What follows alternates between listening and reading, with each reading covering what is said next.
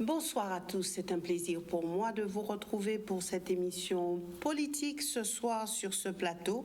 Ronald Selbonne qui est donc enseignant, il est journaliste, on peut dire homme politique, on va dire écrivain, donc vous avez plusieurs casquettes, mais surtout ce soir, vous êtes la tête de liste pour les élections régionales, tête de liste de l'ANG, donc l'Alliance nationale Guadeloupe.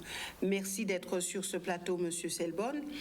Donc, il faut rappeler que l'ANG est née depuis 2006, c'est bien cela? Oui, alors... Oui, une petite précision. Petite rectification, je ne suis pas là ce soir, la tête de liste de l'ANG. Je l'ai été pendant un instant après un processus démocratique. Un instant. Mais je suis donc la tête de liste d'un grand rassemblement constitué d'un certain nombre d'organisations, l'UPLG, le PCG, le GIBRA de Bouillante, Agir en citoyen de Petit-Beau et l'Alliance pour la Guadeloupe. D'accord, alors expliquez-nous un petit peu la différence. D'abord, l'ANG a décidé d'aller aux élections au mois de décembre et a lancé un processus interne démocratique de désignation non seulement de sa tête de liste, mais de désignation de ses candidats. C'est la seule fois, il me semble, dans l'histoire de la Guadeloupe et aussi même dans l'histoire de la politique, à ma connaissance, que les militants ont été appelés à voter à bulletin secret pour fabriquer leur propre liste.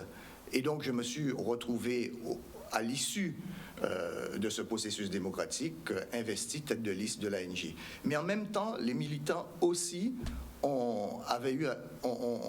devaient se prononcer sur la stratégie électorale.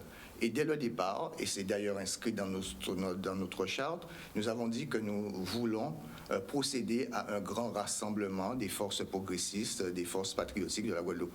Et c'est ainsi que nous avons pris notre bâton de pèlerin et que nous sommes allés à la rencontre des autres organisations. Et au même moment, le Parti communiste avait lancé une initiative de rassemblement. Donc tout cela fait qu'aujourd'hui, je suis la tête de liste de toutes ces organisations. D'accord, alors celui qui sera tête de liste aux élections régionales, oui. ça sera vous? Ce sera moi. D'accord. Donc il faudra vous habituer à mon visage. Oui, alors vous s'habituez à votre visage. Mais écoutez, je pense que les Guadeloupéens ont pris bonne note. Alors, j'ai bien lu un petit peu l'histoire de l'ANG. Il est dit que l'ANG a été créée en 2006. Est-ce bien cela? Tout à fait. Alors, en 2006, vous n'étiez pas très visible. Oui, en 2006, un certain nombre de camarades qui voulaient s'investir se sont rassemblés et ont décidé de créer l'ANG. L'ANG a participé activement au LKP. L'ANG s'est investie sur un certain nombre de manifestations, en particulier la fresque qui se trouve sur l'école du Bouchage. Et nous avons repris, si vous voulez, repris le cours de notre structuration en 2019. Nous avons fait le bilan de ce qui s'était passé. Nous avons fait le bilan du temps long du mouvement indépendantiste nationaliste et c'est ainsi que l'ANG, nouvelle génération, est apparue il y a à peine 6 mois. Alors on va dire que vous êtes les enfants ou les petits-enfants du gang. On va dire qu'il y a eu aussi M. Thésauros, Roland Thésauros, il y a eu l'UPLG. Alors aujourd'hui, qu'est-ce qui a changé dans le discours?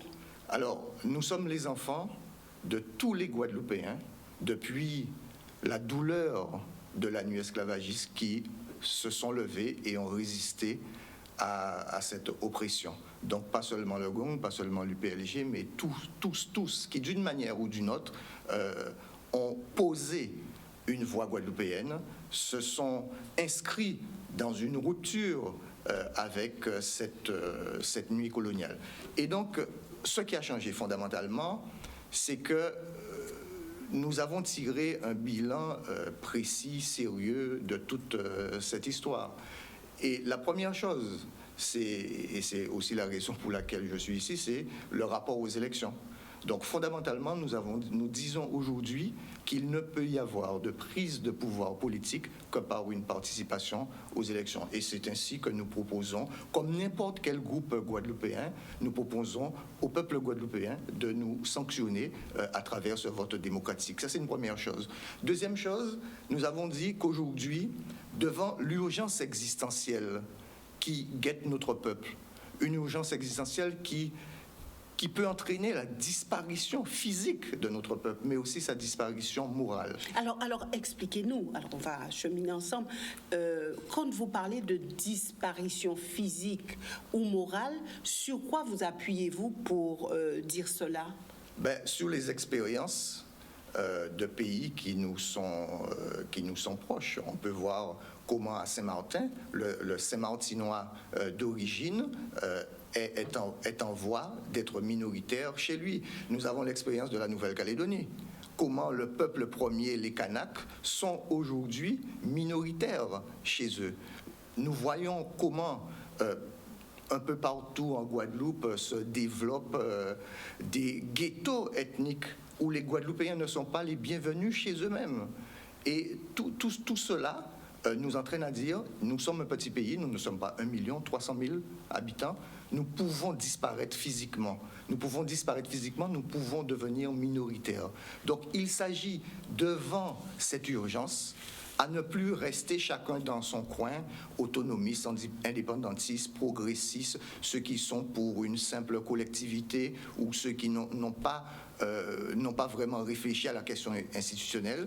Tous les Guadeloupéens, toutes les Guadeloupéennes de bonne volonté, de se réunir pour faire en sorte que nous changions de manière qualitative nos rapports avec la France, que nous ayons un pouvoir guadeloupéen qui nous permet le contrôle de nos frontières, qui nous permet de contrôler ceux qui s'installent en Guadeloupe, qui nous permet de sacraliser le foncier, d'empêcher cette bétonisation du foncier et de mettre l'homme guadeloupéen au centre de toute réflexion dans un processus, bien sûr, d'émancipation et de responsabilisation. Alors, il y a un mot qui à l'époque, faisait peur, c'est le mot indépendance. Quand on parlait de l'indépendance, on sait bien que ça peut faire hérisser les poils de plus d'un. Maintenant, est-ce que aujourd'hui la population est prête à accepter ce mot indépendance? Bon, alors je tiens à vous dire tout de suite que l'ANG n'est pas une organisation indépendantiste. L'ANG est une organisation nationaliste. Au sein de l'ANG cohabitent des autonomistes, des indépendantistes et tous les autres Guadeloupéens et Guadeloupéennes de bonne volonté. Donc pour adhérer à l'ANG, pas besoin d'être autonomiste ou indépendantiste? Pas du tout. Si vous considérez que la situation dans laquelle nous nous trouvons est dramatique, si vous considérez qu'il y a échec du personnel politique et des politiques appliquées ici depuis 30 ans, vous avez toute votre place à l'ANG. On ne vous demande pas de montrer patte rouge, vert, jaune pour entrer à l'ANG. Donc un socialiste, par exemple, peut faire partie de l'ANG? Il y a des gens de droite, il y a des gens de gauche. Ce qui nous réunit fondamentalement, c'est la nation. La nation, il faut la comprendre comme la plus petite unité de sens et la plus petite unité de sens politique et historique. Ce n'est pas moi qui ai fait que l'histoire de l'humanité est ce qu'elle est, que cette histoire de l'humanité a produit des frontières. Aujourd'hui, ce qui nous réunit, c'est ce minimum, c'est ce petit dénominateur commun, c'est la communauté guadeloupéenne. Et il faut donc que cette communauté guadeloupéenne, parce qu'elle a des caractéristiques propres, qu'elle puisse avoir une expression politique propre. Et ça ne peut pas se faire dans le cadre actuel. C'est la raison pour laquelle nous devons changer, encore une fois, je le répète, de manière qualitative nos rapports avec la France. Donc vous n'êtes pas un parti politique, vous êtes un mouvement. Nous sommes un mouvement, vous l'avez bien compris. Voilà, donc aujourd'hui, Alors, on est en quête de leader. Alors, vous l'entendez tout comme moi. Oui, mais la Guadeloupe a besoin d'un leader. La Guadeloupe a besoin d'un homme qui se démarque, de quelqu'un qui donne le là. Alors, pensez-vous, je me permets de faire cette comparaison, pouvoir être un leader à l'instar de quelqu'un comme Élie Domota, qui en 2009 avait été considéré comme un leader? Alors, moi, ça, question bien simple. En fait, c'est pour Saint-Louis-Marie-Galante. Et l'enlever Saint-Louis-Marie-Galante, en tenant un paquet de surnoms, comment tu as joué boule, en tenant plein de surnoms. Et parmi tous ces surnoms-là, je t'ai crié moi aussi, Jésus-Christ Marie-Galante. Alors, en cas dit bien clairement, je ne me place pas dans la peau ni d'un sauveur. Je ne vais pas me faire crucifier en rémission des péchés historiques de la Guadeloupe. Et nous avons tellement conscience de cela que, à l'intérieur de l'ANG, et c'est une proposition que nous avons faite aux autres organisations, je refuse même l'expression de tête de liste. Je préfère l'expression capitaine d'équipe. Pour être un footballeur averti, je sais qu'il faut cet équilibre entre l'individualité et le collectif. Je serai donc un capitaine d'équipe, je serai celui qui montre la direction. Donc, leader, ça ne vous convient pas? Oui, si le mot vous convient, vous pouvez l'employer, je ne vais pas vous empêcher de l'employer, mais moi, je vous dis mon état d'esprit. Mon état d'esprit, c'est le brassard de capitaine. Je suis là et je dois faire jouer ensemble l'équipe pour pouvoir gagner la Ligue des Champions. Si vous êtes élu aux élections régionales, vous serez un président de région? Bien sûr. Et vous porterez ce nom de président? Puisque c'est la fonction, oui, ça ne me dérange pas. Mais je resterai Ronald pour mes amis, ou M. Selbonne pour mes élèves, ou pour des gens que je ne connais pas. Je ne suis pas, pour vous dire un peu, c'est que ceux qui me connaissent savent très bien que je n'ai jamais été attiré par le pouvoir. Si je voulais être au pouvoir, je serais aujourd'hui maire de Saint-Louis. Vous pouvez aller interroger, faites un micro-trottoir à Saint-Louis, les gens de Saint-Louis même. Ok, j'ai une très bonne image à Saint-Louis, j'aurais pu être maire de Saint-Louis. J'habite depuis 5 ans à Petit-Bourg.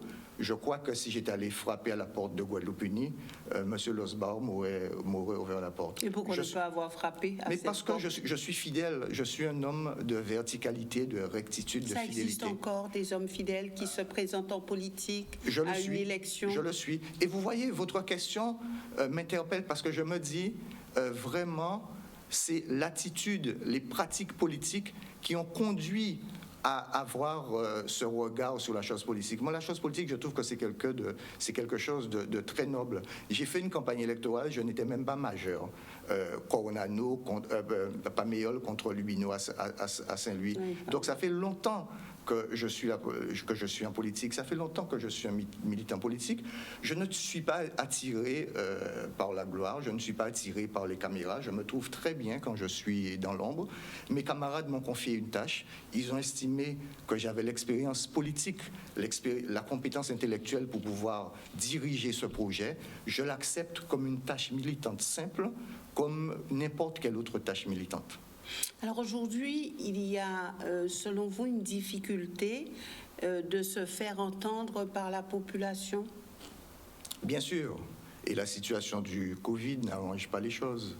Nous allons essayer de faire une campagne autrement. Nous allons essayer tout à la fois d'aller à la rencontre des Guadeloupéens physiquement, autant que faire se peut, mais aussi à travers les réseaux sociaux.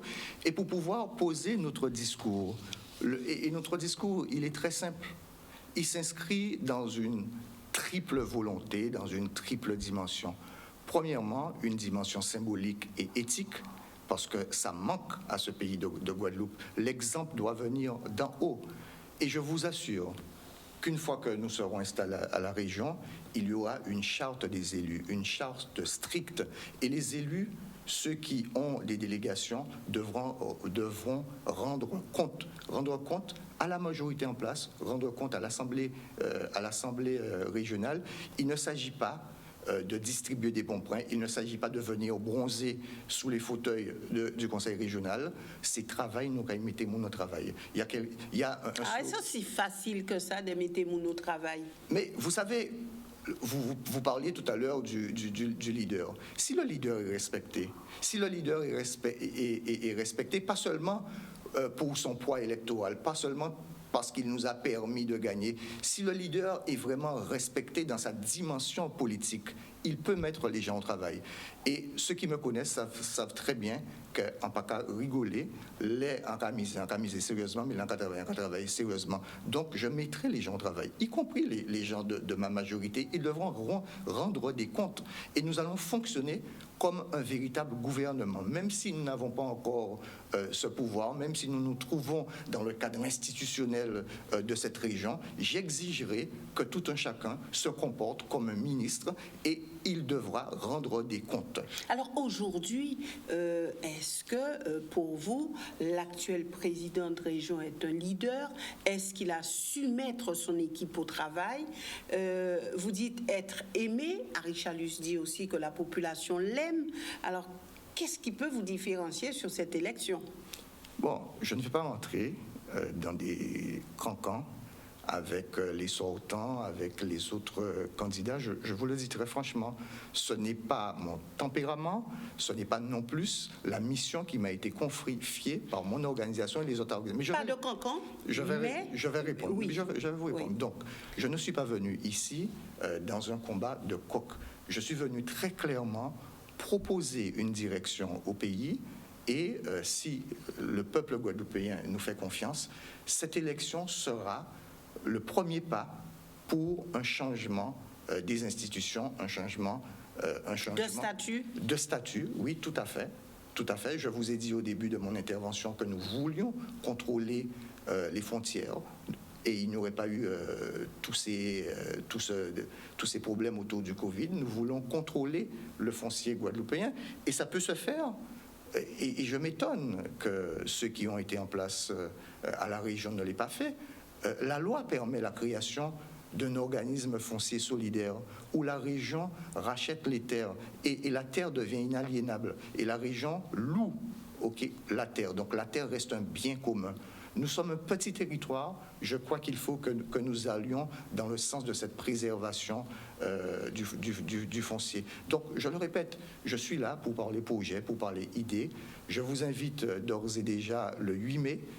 Nous allons présenter notre liste et notre programme et vous pourrez me réinviter pour me martyriser avec des questions précises sur le programme, en qui répondent toutes. Mais de toute façon, tout candidat qui passe dans les plateaux là, ça, et au même titre. Mais alors, j'entends bien, pas de cancan, pas de tout ça, mais c'est quand même se dire, vous dites, je suis aimé. Harry Chalus dit « je suis aimé » puisque c'est le sortant, de toute façon, on ne peut rien y faire, c'est le sortant. Donc vous dites « je suis aimé », il dit « je suis aimé ». Qu'est-ce qui peut faire la différence, Ronald Selbonne? Alors, soyons précis, je reconnais que Harry Chalus a plus de popularité que moi. Je vous parlais que je suis aimé à Saint-Louis et que j'aurais pu m'investir en politique. À Petit-Bourg aussi? Ah, mais non, pas forcément. Non, ça fait seulement 5 ans que j'habite Petit-Bourg. Je ne suis pas une personnalité petit-bourgeoise. Soyons modestes dans nos propos. Alors, je vous dis, mon problème n'est pas Harry Chalus ou Madame Borrell. Mon problème, c'est la faillite d'un système.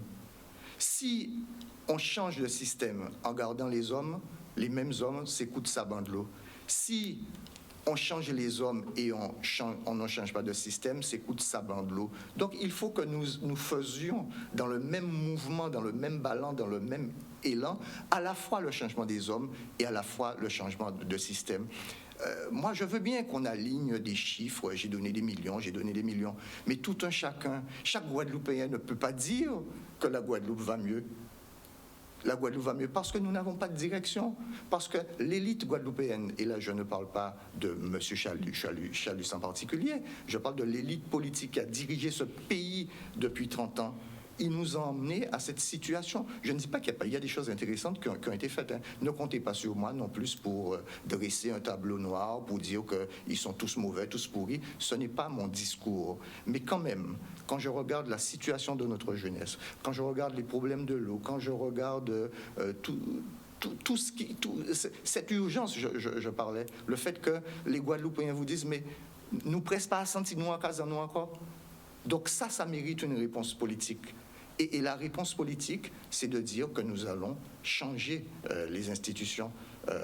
parce qu'il faut que nous ayons un pouvoir qui nous donne les moyens d'être maître en casa nous. Alors justement, 2 exemples pour que le Guadeloupéen se sente maître chez lui. Mais je vous l'ai donné tout à l'heure.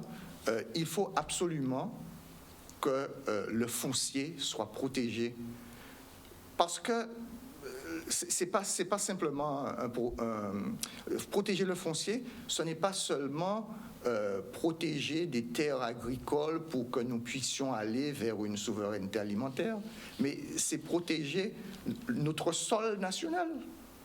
Notre sol national, on ne peut pas être locataire de notre propre sol. Ceux qui viennent en Guadeloupe ne peuvent pas être les propriétaires de la Guadeloupe. Donc il faut, à travers les institutions régionales, je vous ai dit, la loi permet de le faire à travers l'organisme foncier solidaire, de le faire. Mais il faut aussi une volonté politique. Il faut que cette volonté politique exprime un chemin. Or, qu'est-ce qu'on a aujourd'hui? Nous avons une classe politique. Un jour, ils sont République en marche. Un autre jour, socialiste.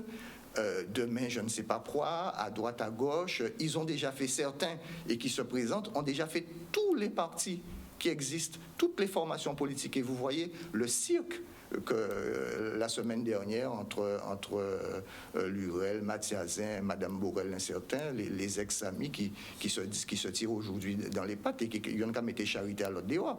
Donc, il faut une direction claire. Et c'est ce que j'ai appelé avec humour le syndrome du chatou. La classe politique, aujourd'hui, guadeloupéenne, dans son ensemble, est victime de ce syndrome du chatou. Ça dit chaque pata chatou là, quand on en direction, les peuples à nous caillent.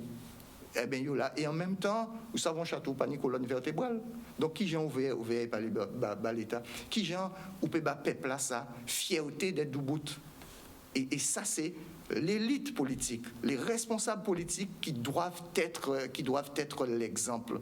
Donc nous venons avec ce projet global. Les élections, ces élections régionales ne sont qu'une étape. Notre vie ne s'arrête pas là. Notre vie d'organisation ne s'arrête pas là. Vous avez quand même l'ambition de remporter ces élections. En projet entrer à un match football avec Bobo Lamampi, moi pas essayer de gagner. Oui.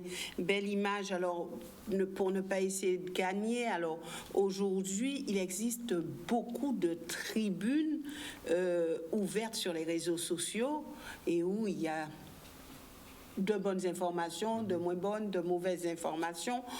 Tout s'entrechoque.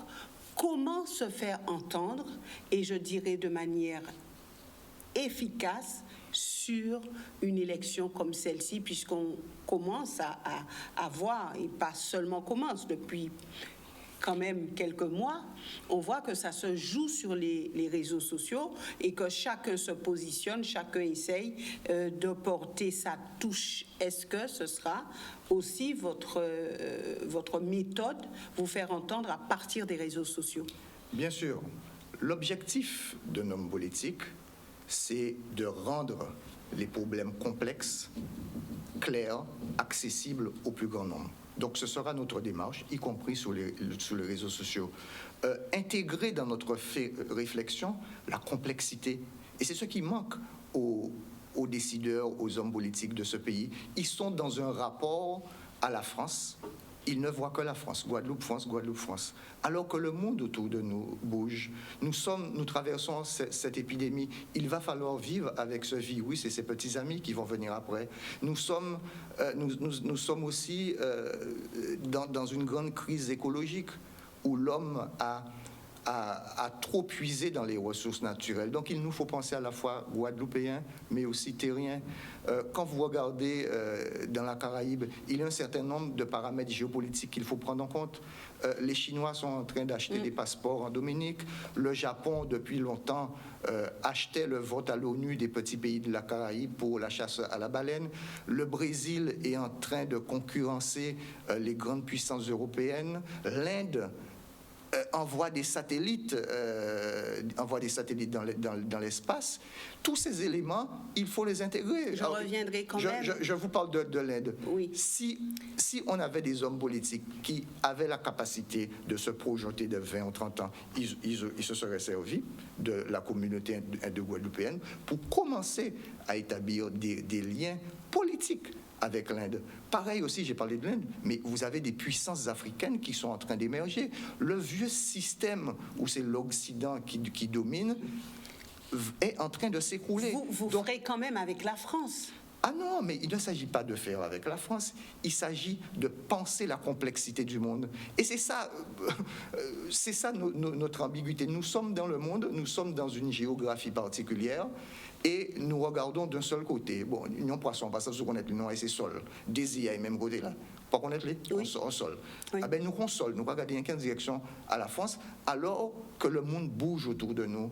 Donc le dirigeant politique doit pouvoir intégrer toute cette complexité du monde, la digérer et dire au peuple, voilà la direction. Il ne s'agit pas d'être contre la France. Moi, je n'ai rien absolument contre la France. J'ai quelque chose contre le colonialisme français. Et mon combat, il est pour la Guadeloupe, il n'est pas contre la France. J'aime la France en tant que pays, j'aime la culture française, et la culture française fait partie de notre construction. Vous ne pouvez pas effacer d'un trait de plume plus de 4 siècles de fréquentation de ces deux peuples. Donc, il faut éviter la simplification. Et je vous le dis. Donc, le responsable politique, il est là pour dire que les problèmes sont complexes, poser les bonnes questions, poser les bons diagnostics et proposer un chemin clair. Mais quand on prend l'œuvre son château, vous pouvez pas faire ça. Moi, c'est un qui demande. En capable de dire, papa, moi, mais c'est là, faut noyer. Après, moi, en très clair aussi ça. Et ouvre les mener, papa. La voie de la souveraineté, de l'émancipation, de la responsabilité. À chaque pas, je vous dis ça, Madame Boissé, à chaque pas, les Guadeloupéens vont décider démocratiquement. Donc, je ne vois pas. Donc rien ne sera imposé, et pourtant il faudra donner une direction. Oui, je donne une direction. Je propose mon choix, je propose mon projet, mon choix dans le débat démocratique. Les Guadeloupéens, ils font ce qu'ils veulent avec. Ils vont voter pour ou contre. Mais je sais que j'aurais fait ma part de petit colibri. Et s'ils L'ANG aura fait sa part de petit colibri. Vous serez obligé de rester dans le système tel qu'il est. Ben, on verra. Ça veut dire que il faudra faire encore plus preuve de pédagogie. Ok, je suis un militant politique. Encore une fois, je ne suis pas à la recherche de glorioles, de strapontins. Je vais continuer mon travail de militant tranquillement. Ok, je ne vais pas dire que c'est le peuple. Il faut dissoudre le peuple comme on a dit. C'est le peuple guadeloupéen, c'est la réalité. Si le peuple guadeloupéen n'adhère pas à notre discours, eh bien, le problème, c'est nous. Nous devons adapter notre discours à la réalité guadeloupéenne. En fait, vous dites que la route peut être très longue pour arriver à une conscientisation au niveau de la population. Bien sûr. Je conçois mon rôle personnel, et moi et d'autres camarades, comme étant ceux qui vont assurer une transition entre une certaine histoire patriotique et l'émergence d'une nouvelle génération de Guadeloupéens qui luttent pour la souveraineté. Pour vous, le mouvement LKP a donné un autre tournant à la Guadeloupe. Ça a été une conscientisation effective de la population. Tout à fait. Vous êtes dans la continuité. Ah, mais bien sûr. Quand on regarde les militants qui viennent adhérer à l'ANG aujourd'hui, je peux vous dire qu'en termes d'adhérents, l'ANG est aujourd'hui le premier parti guadeloupéen. Quand on voit les militants, ce sont tous des enfants du LKP. Quelque part, soit ils ont participé directement au LKP, soit ils ont été influencés par ces événements. Et Lido Mota avec vous aujourd'hui? Lido Mota, c'est un syndicaliste, c'est un ami. Il me semble que l'UGTG interdit à ses cadres de participer aux élections. Mais ils auraient pu évoluer. Enfin, pas ma connaissance. Enfin, bon, quand vous allez le recevoir, vous allez lui poser la question. Ronald Selbonne, donc permettez que je revienne sur cet aspect. Et vous avez parlé de la pandémie, vous avez parlé de la difficulté de mener campagne et puis de se faire entendre aussi à travers un système où on parle le plus souvent de Covid, de vaccins et d'avancée de ce virus.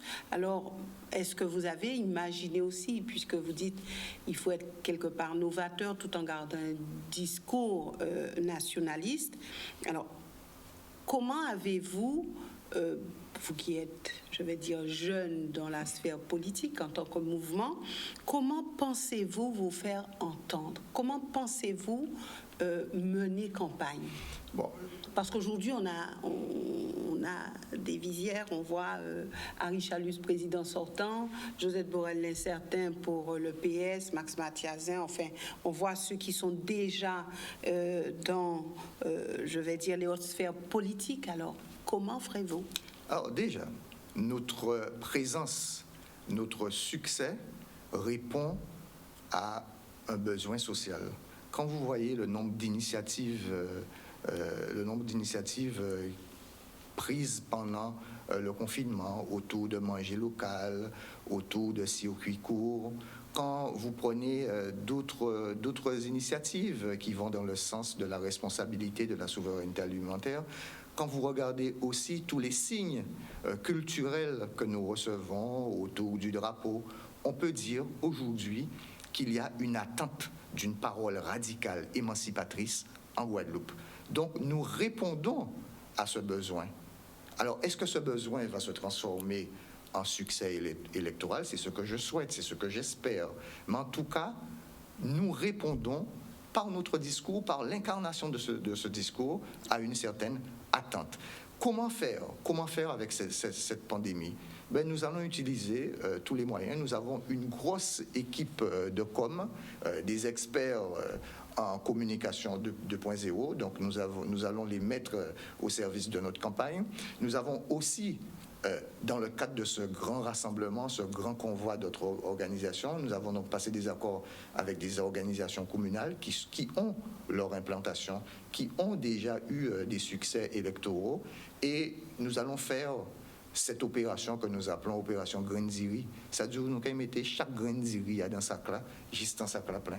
Donc, il faudra imaginer... Est-ce que mis en plein sac-là? Mais nous, que voilà, c'est peuple-là qui mettent, hein. Quand on dit, en cas nous avons une élection là, ça, tranquillement, parce que nous savons, via la Guadeloupe, pas qu'à arrêter avec l'élection là, ça. Nous avons proposé un bitin, peuple-là qui a décidé, mais nous avons fait tout ça qu'il faut pour nous plein d'iri là. Et plein sac là. Plein sac là, excusez-moi, plein sac là, et nous avons invité en coup bouillon là, pour nous manger d'iri là. Qui t'en sorte qui mange d'iri là? 1er juillet, on va passer. Ronald Selbonne, donc l'ANG au combat, donc au cas dit au combat, ou pas là pour critiquer pour monde, mais ou là pour proposer.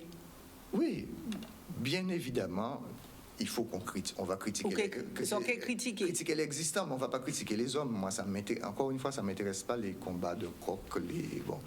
Et comme ils le font très bien entre eux, on va regarder ça. Quand ils vont bien se tirer les uns sur les autres, tête à chaque qui est bien gonflé, nous, on pourra faire un débordement sur l'aile gauche et arriver au pouvoir. Donc, projet contre projet. Projet contre projet. La Guadeloupe mérite mieux que ces débats stériles, que ces débats qui mettent sur la table la peur. Notre peuple mérite mieux. Et nous sommes là pour porter une parole novatrice, pour ne pas simplifier les problèmes, mais au contraire dire à notre peuple quand il le faut, ça c'est compliqué. Ça, c'est compliqué, ça mérite une réponse complexe. Ce sera remporter une victoire sur ce qui s'est passé en 2003? Ça, c'est votre analyse. C'est une question. Oui, mais nous avons tiré aussi le bilan de ce référendum de 2003, mais je constate, et vous l'avez vu avec moi, que ceux qui étaient les plus grands assimilationnistes, qui avaient la peur d'une petite collectivité, et on a vu cette collectivité être installée en Martinique, en Guyane, m'embrasser, mais dis-moi ça, en pas quoi que j'avais pas un bot people martiniquais viennent réfugiés en Guadeloupe. Donc, il a fait mon père en 2003. Mais aujourd'hui là, nous avons affaire à une nouvelle génération. Nos enfants voyagent dans la Caraïbe, nos enfants vont s'installer au Canada, nos enfants ont accès au monde à travers cette grande fenêtre qu'on appelle Internet. Donc, la peur, les mensonges, les paroles inutiles que nous parlons en 2003, nous ne pas appris dans ça encore. Mais c'est vrai qu'il faudra faire un travail pédagogique. Et qu'est-ce qu'on constate? On constate que ceux-là même qui criaient au loup en 2003, ben, ils se disent aujourd'hui autonomistes. Ils parlent de pays Guadeloupe et ils ont jusqu'à écrire en créole. Donc, on peut dire aujourd'hui, avant même que l'élection commence, nous avons gagné la bataille, idéologique. Donc, En Marche pour les élections, c'est pas un jeu de mots, En Marche pour les élections régionales et départementales. Nous aurons des candidats aux élections départementales. À travers ce grand convoi, nous allons effectivement proposer des candidats aux départementales. Ils sont déjà désignés? Pour certains, oui. Vous pouvez afficher quelques noms? Non. Vous voyez, je peux dire non. Non. Ils seront, je laisse aux candidats le soin de se dévoiler. Ils ont leur propre stratégie de communication. Mais encore une fois, je vous donne rendez-vous le 8 et vous aurez toutes les informations. D'accord. Et vous confirmez que le Parti communiste est à vos côtés? Tout à fait. L'UPLG aussi. Et GEBRA de Jean-Claude Malo, Agir citoyen d'Harry Boussillon et Alliance pour une Guadeloupe de Jean-Jacob Bicep.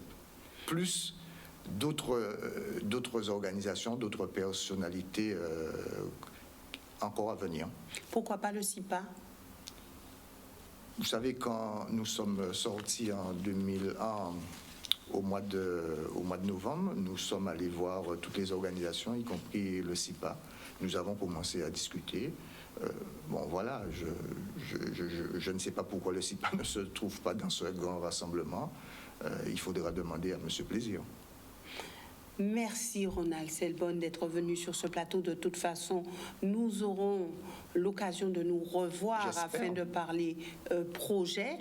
Et puis, vous dites grand rassemblement, vous dites de toute façon, je ne vais pas aux élections pour perdre, je vais pour gagner. Donc, certainement, vous savez ce que vous dites et nous verrons ce qui va se passer au mois de juin. En tout cas, merci d'être venu et excellente soirée à tous.